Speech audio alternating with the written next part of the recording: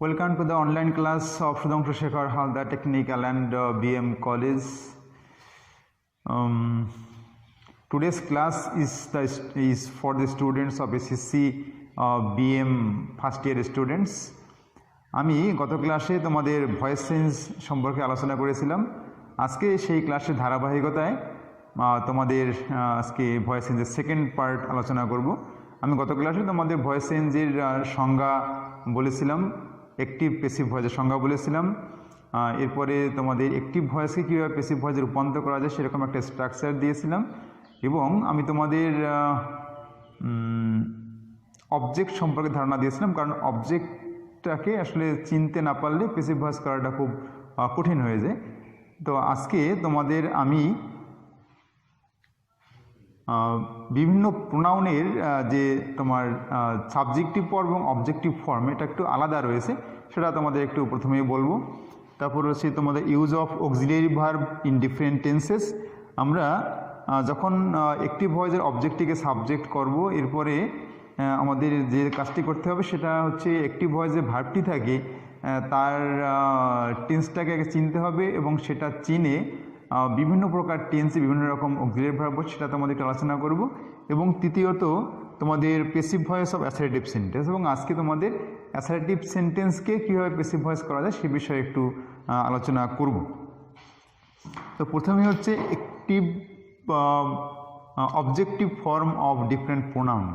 আমরা প্রোনাউনগুলোকে তিনটা পার্সনে ভাগ করতে পারি, first person, second person, third person. সেক্ষেত্রে ফার্স্ট পার্সনের সিঙ্গুলার নাম্বারে হচ্ছে আই, এর অবজেক্টিভ ফর্ম হচ্ছে মি। আর ফার্স্ট পার্সন প্লুরাল নাম্বারের সাবজেক্টিভ ফর্ম হচ্ছে উই, এটার অবজেক্টিভ ফর্ম হচ্ছে আস। এরপরে সেকেন্ড পার্সনে ইউ থাকে সাবজেক্টিভ ফর্মে, এবং এর অবজেক্টিভ ফর্মে হচ্ছে ইউ। এরপরে আমরা আসি third person. Third person singular নাম্বারে রয়েছে হি এবং শি, হি এর অবজেক্টিভ ফর্ম হচ্ছে হিম, এবং শি এর অবজেক্টিভ ফর্ম হচ্ছে হার। এরপরে থার্ড পার্সনের প্লুরাল নাম্বারে হচ্ছে দে, সাবজেক্টিভ ফর্ম দে, এর অবজেক্টিভ ফর্ম হচ্ছে দেম। যাই হোক, এটা হয়ে গেল। এবার number 2, use of auxiliary verb in different tenses. আমরা জানি যে আমাদের টেন্সটা মূলত তিন প্রকার, প্রেজেন্ট টেন্স, পাস্ট টেন্স এবং ফিউচার টেন্স। আবার এই প্রত্যেকটা টেন্সকেই আবার চারটা করে ভাগ করা যায়, যেমন present indefinite, present continuous, present perfect এবং প্রেজেন্ট পারফেক্ট কন্টিনিউয়াস। পাস্ট টেন্সটাকে ঠিক একইভাবে চারটা ভাগে ভাগ করা যায়, past indefinite, past continuous, past perfect এবং পাস্ট পারফেক্ট কন্টিনিউয়াস। এরপর আসি আমরা ফিউচার টেন্স। ফিউচার টেন্সটাকে এরকম চার ভাগে ভাগ করা যায়, future indefinite, future continuous, future perfect এবং ফিউচার পারফেক্ট কন্টিনিউয়াস টেন্স। তো আমরা আসলে দেখব যে এই যে বারো রকম যে টেন্স রয়েছে, এই 12 রকম টেন্সের যে অক্সিলিয়ারি ভার্বটাও কিন্তু 12 রকমভাবেই আমরা প্যাসিভ ভয়েসে দেখতে পাবো। যেমন প্রেজেন্ট ইনডেফিনিট টেন্সের কথায় আসি। প্রেজেন্ট ইনডেফিনিট টেন্সে বলবে am is are, auxiliary verb am is are. Present কন্টিনিউয়াসে বসবে am being, is being, are being. Present পারফেক্টে বসবে হ্যাভ বিন অথবা has been. Present perfect continuous টেন্সে বসবে হ্যাভ বিন বিং অথবা হ্যাজ বিন বিং। এভাবে আমাদের বসাতে হবে। এরপর আসি আমরা পাস্ট টেন্সে। পাস্ট ইনডেফিনিটে বসবে ওয়াজ অথবা ওয়ার। আর পাস্ট কন্টিনিউয়াসে বসবে ওয়াজ বিং অথবা ওয়ার বিং। পাস্ট পারফেক্টে বসবে হ্যাড বিন, এবং পাস্ট পারফেক্ট কন্টিনিউয়াসে বসবে হ্যাড বিন বিং। ফিউচার টেন্সে আসি আমরা। ফিউচার ইনডেফিনিট টেন্সের ক্ষেত্রে আমরা বসাবো শ্যাল বি অথবা উইল বি। ফিউচার কন্টিনিউয়াসে বসাবো শ্যাল বি বিং অথবা উইল বি বিং। ফিউচার পারফেক্টে শ্যাল হ্যাভ বিন অথবা will have been. Future perfect কন্টিনিউয়াসে শ্যাল হ্যাভ বিন বিং অথবা উইল হ্যাভ বিন বিং। এভাবে আমাদের অক্সিলিয়ারি ভার্বগুলোকে বসাতে হবে। এরপরে আমরা passive voice of assertive sentence.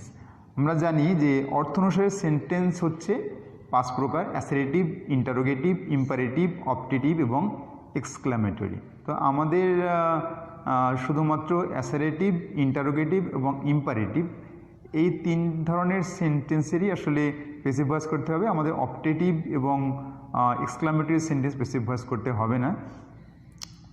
সেক্ষেত্রে আমরা প্রথমেই অ্যাসার্টিভ সেন্টেন্সের প্যাসিভ ভয়েসটা একটু শিখে নেব।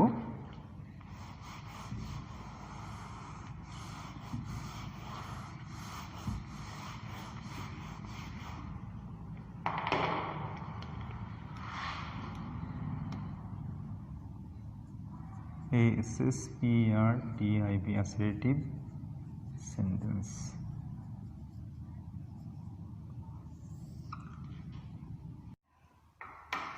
এবারে আমরা কয়েকটা এক্সাম্পল দেখে নিই অ্যাসার্টিভ সেন্টেন্সে যে প্যাসিভ ভয়েস করবো সে কয়েকটা এক্সাম্পল এখানে বোর্ডে রয়েছে। হি ড্রজ এ পিকচার, এখানে সাবজেক্ট হচ্ছে হি, ড্রজ ভার্ব, এ পিকচার হচ্ছে অবজেক্ট। তো যখন আমরা প্যাসিভ ভয়েস করব তখন তোমাদের কিন্তু এই যে তিনটা জিনিস চিনে নিতে হবে, সাবজেক্ট, ভার্ব এবং অবজেক্ট।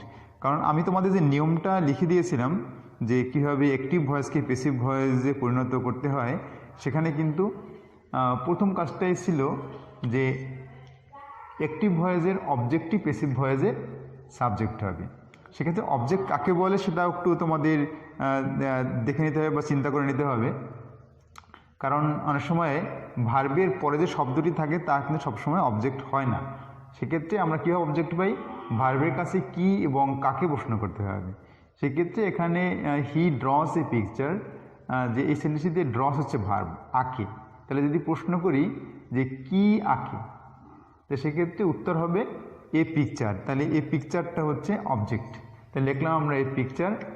এরপরে দেখতে হবে যে ভার্বটি কোন টেন্সে আছে, কারণ আমাদের দ্বিতীয় কাজটি হচ্ছে যে অ্যাক্টিভ ভয়েসে যে ভার্বটি থাকবে তার টেন্স অনুসারে বসবে অক্সিলিয়ারি ভার্ব। সেক্ষেত্রে ড্রজ ভার্বটা প্রেজেন্ট ইনডেফিনিটে রয়েছে, কারণ ভার্বের সঙ্গে ইজ বা ইয়েসটা শুধুমাত্র প্রেজেন্ট ইনডেফিনিটেই কিন্তু থাকে।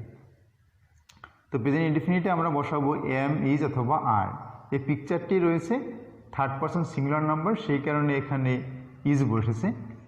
এরপরে কাজটা হচ্ছে 3 নম্বর কাজটা, এই যে ভার্বটি রয়েছে ড্র, এই ভার্বের পাস্ট পার্টিসিপাল ফর্ম, ড্র এর পাস্ট পার্টিসিপাল ফর্ম হচ্ছে ড্রন। এরপরে কাজটা হচ্ছে প্রিপোজিশনের ব্যবহার। ঠিক আছে, বেশিরভাগ সময় প্রিপোজিশন বাই বসবে, কোনো কোনো সময়ে টু বসতে পারে, উইথ বসতে পারে বা অ্যাটও বসতে পারে। সেক্ষেত্রে বেশিরভাগ সময় তোমাদের এখানে বসবে বাই। তো আমরা লিখলাম বাই। এরপরে কি হবে যে অ্যাক্টিভ ভয়েসে সাবজেক্টটির প্যাসিভ ফর্ম হবে। এখানে সাবজেক্টটি রয়েছে হি, এর অবজেক্টিভ ফর্ম হচ্ছে হিম, তো হিম বসেছে। তাহলে হি ড্রস এ পিকচার, এটার প্যাসিভ ভয়েস হচ্ছে a picture is drawn by him. দ্বিতীয় যে এক্সাম্পলটি রয়েছে, দে আর প্লেয়িং ক্রিকেট, তারা ক্রিকেট খেলছে। তাহলে কি খেলছে, ভার্বটা হচ্ছে প্লে। তো যদি বলি যে দে আর প্লেয়িং ক্রিকেট, তারা ক্রিকেট খেলছে, তারা কি খেলছে, ক্রিকেট। তাহলে এখানে আমরা ক্রিকেটটাকে আমরা বসলাম সাবজেক্টের জায়গায়। প্রেজেন্ট কন্টিনিউয়াসে রয়েছে ভার্বটি, তো প্রেজেন্ট কন্টিনিউয়াসে অক্সিলারি ভার্ব বসবে এম বিং, ইজ বিং বা আর বিং। সেক্ষেত্রে cricket third person singular number হওয়ার কারণে আমরা এখানে বসিয়েছি ইজ বিং। এরপরে মূল ভার্বটি রয়েছে প্লে, এর পাস্ট পার্টিসিপাল ফর্ম হচ্ছে প্লেড, প্রিপোজিশন বাই বসালাম। এরপরে সাবজেক্ট রয়েছে দে, এর অবজেক্টিভ ফর্ম হচ্ছে দেম। তাহলে cricket is being played by them. তৃতীয় যে এক্সাম্পলটি রয়েছে, she has finished the work, সে কাজটি শেষ করেছে। তো এখানে কি শেষ করেছে, কাজটি। তাই দি ওয়ার্কটাকে সাবজেক্ট হিসেবে বসালাম। এরপরে বলবো অক্সিলিয়ারি ভার্ব কোন টেন্সে আছে দেখতে হবে। হ্যাজ ফিনিশড, তাহলে সাবজেক্টের পরে হ্যাভ হ্যাজ, মূল ভার্বের পাস্ট পার্টিসিপল থাকলে বুঝতে পারবে এটা প্রেজেন্ট পারফেক্টে রয়েছে। প্রেজেন্ট পারফেক্টে বসবে হ্যাভ বিন অথবা হ্যাজ বিন। সেক্ষেত্রে আমরা দেখি যে দি ওয়ার্কটা থার্ড পারসন সিঙ্গুলার নাম্বার রয়েছে, আমরা বসালাম হ্যাজ বিন। এরপরে মূল ভার্বের পাস্ট পার্টিসিপল ফর্ম এখানেই আছে ফিনিশড, তাহলে লিখলাম আমরা ফিনিশড। এরপরে প্রিপোজিশন বাই। এরপরে আমরা সাবজেক্টটি দেখি যে শি রয়েছে, শি এর অবজেক্টিভ ফর্ম হচ্ছে her, the work has been finished by her. Example 4, I saw a tiger. হ্যাঁ, তো আমি একটি বাঘ দেখেছিলাম। তাহলে প্রশ্ন যদি করি ভার্বের কাছে কি দেখেছিলাম, তাহলে উত্তর আসবে এ টাইগার। তাহলে এ টাইগারটা বসালাম আমার সাবজেক্টের জায়গায়। এরপরে ভার্ব স ভার্বটি রয়েছে পাস্ট ইনডেফিনিট টেন্সে, পাস্ট ইনডেফিনিটে বসবে ওয়াজ অথবা ওয়ার। তো তো এখানে tiger third person singular number হওয়ার কারণে আমরা লিখলাম ওয়াজ, এরপরে স ভাবের পাস্ট পার্টিসিপল ফর্ম হচ্ছে সিন, এরপরে বসালাম বাই এরপরে সাবজেক্ট রয়েছে আই, এর অবজেক্টিভ ফর্ম হচ্ছে মি। তাহলে a tiger was seen by me. তো এইভাবে আমরা যে অ্যাসার্টিভ সেন্টেন্সেসে আরও অনেকগুলো এক্সাম্পল আমরা শিখে নেব পরের ক্লাসে।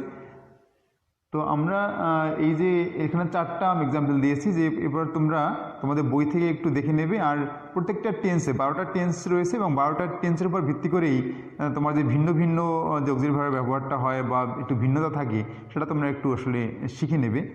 আর আমি তোমাদের আগামী ক্লাসে অ্যাসার্টিভ সেন্টেন্সের আরও কিছু এক্সাম্পল শেখাবো এবং ইন্টারোগেটিভ সেন্টেন্স, ইম্পারেটিভ সেন্টেন্সেরও প্যাসিভ ভয়েস শেখাবো।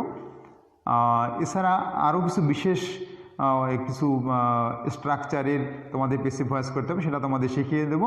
তো আজকে আমরা এই পর্যন্তই শিখব। তোমরা আগামী ক্লাসে প্যাসিভ ভয়েস সম্পর্কে আরও বেশি জানতে পারবে। তোমরা অবশ্যই এই ক্লাসগুলো উপভোগ করবে এবং তোমরা কিন্তু আসলে এই ক্লাসগুলো যথেষ্ট না, তোমরা বাসায় বইও পড়বে।